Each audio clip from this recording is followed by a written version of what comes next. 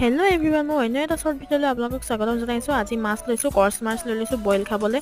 আৰু এইফালে মাছ বজাৰ ওচৰতে বৌ এজনীৰ ঘৰত আছে, কাম এটা তাতে সোমোৱা হ'ল। মাও আহিছিলে মোৰ লগত।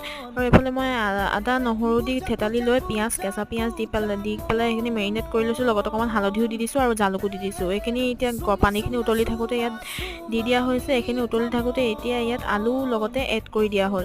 আলু আৰু শুকান জলকীয়া দুটাও মই দি দিছোঁ। শুকান জলকীয়া থেতালি লোৱা নাই, কাৰণ কুহুৱে খাব নোৱাৰিব নহ'লে। আৰু বিলাহীও তাত দি দিছোঁ, এটা বিলাহী তাত কাটি পেলাই দি দিয়া হৈছে।